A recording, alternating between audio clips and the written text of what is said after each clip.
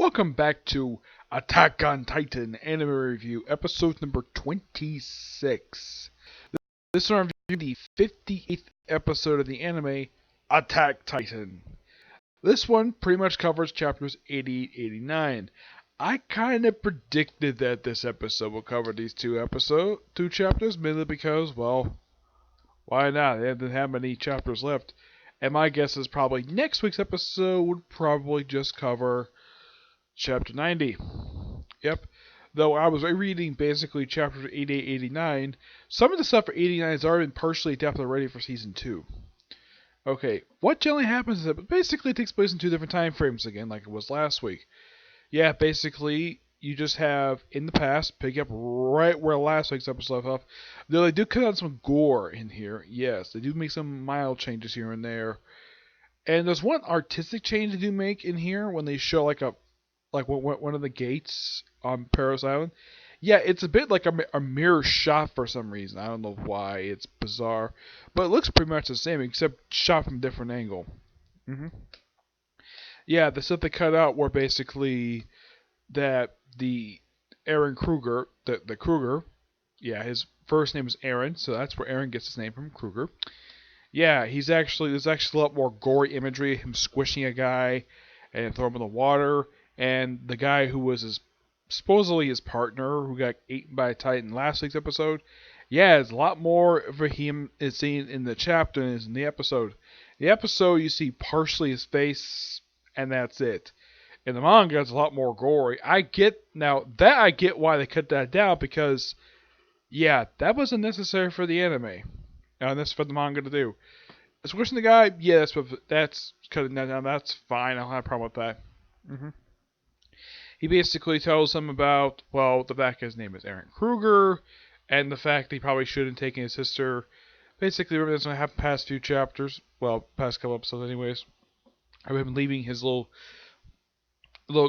camp and going to see the airship, talk about his sister, and he also tells them that he's going to inherit the power of the Attack Titan. Yes. This is the episode where it's named. Yep. And he gives him an injection. Now this, I thought was really weird. Yeah, even reading the manga, this was weird. Where he says he has to, well, protect Mitsuka, Armin, and others. And both Grisha basically is like, who are they? And Kruger is like, I don't know. I don't know whose memories these are. I don't know if that's possible in the future. I don't know if this was ever explained, but I don't know if it was ever really explained. As the present day stuff, Aaron and Mitsuka get released, despite the fact they're supposed to have 10 more days. Apparently it was cut down due to the fact they were heroes in the Battle of Shuhas. So they have a trial, pretty much kind of explaining exactly what happened during the past several episodes. The fact that, well, Armin is now the host of the Colossal Titan. The fact that they defeated the Armor Titan. They don't mention the Beast Titan, surprisingly.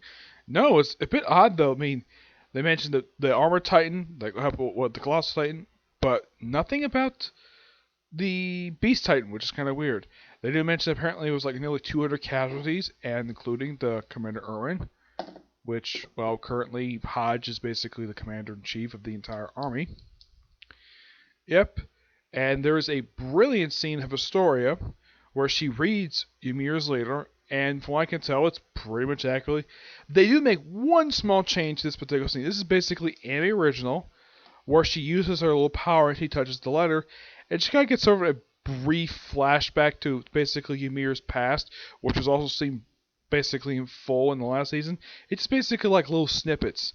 Yeah, and in the case of, well, when he's asked what you see, he says, nothing much here. But she probably keeps it anyways. And there's a joke like, yeah, we're still not married yet.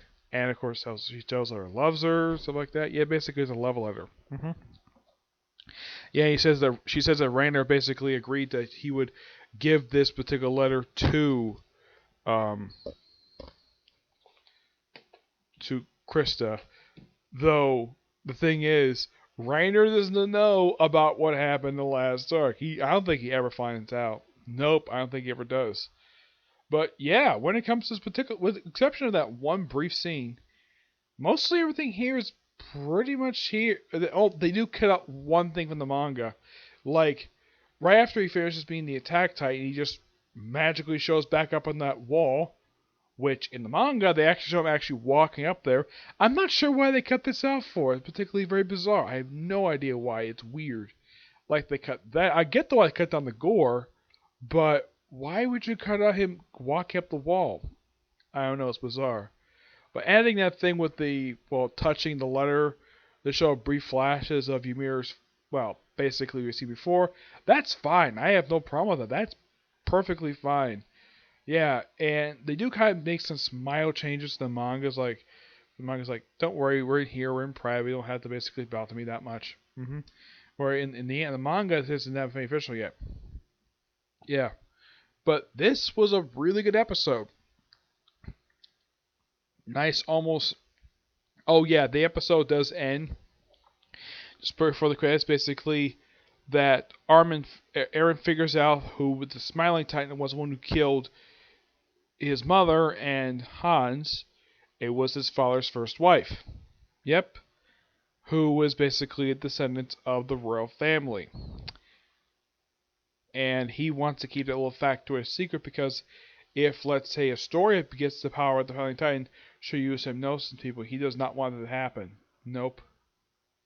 But yeah, really good episode. A lot of exposition here. And, oh yeah, and also, basically, Kruger tells him just to find himself start a new family. Yeah, but nothing much here about Zeke. I mean, you see a photo now. I do appreciate this change here. Like I look in the manga, the fact that when they show his family. Now they don't show what's on the picture. Now, if you read the manga, you know exactly. Now they spoil it right away.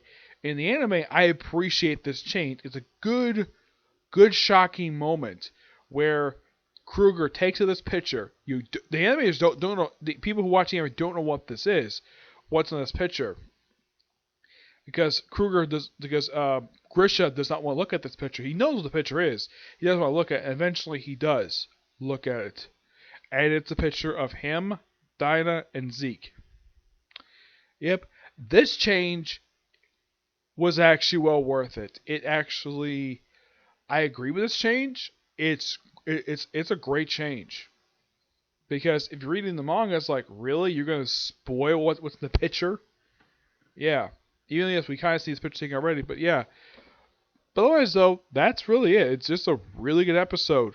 Looking forward to next week, which is going to be called The Other Side of the Wall, which is going to be adapting Chapter 90.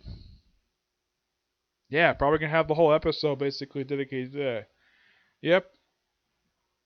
So yeah, that's it for this particular review. Stay tuned tomorrow for my reviews of the Pencil episode of One Punch Man Season 2, the newest episode of Black Clover, not the newest chapter of the manga because apparently the manga's on hiatus this week, and the newest episode of Fairy Tail. I think that'll be it. Yep, that'll be it. Just basically 3 videos overall for tomorrow. Yep. Otherwise, though, yeah, that's really it for our videos. Wednesday, of course, still has 1 video planned. Thursday has got 0. And in the case of Friday, I have 2 planned. Saturday is 0. Yep. So yeah, until I see you in the next video, which will be tomorrow. Bye.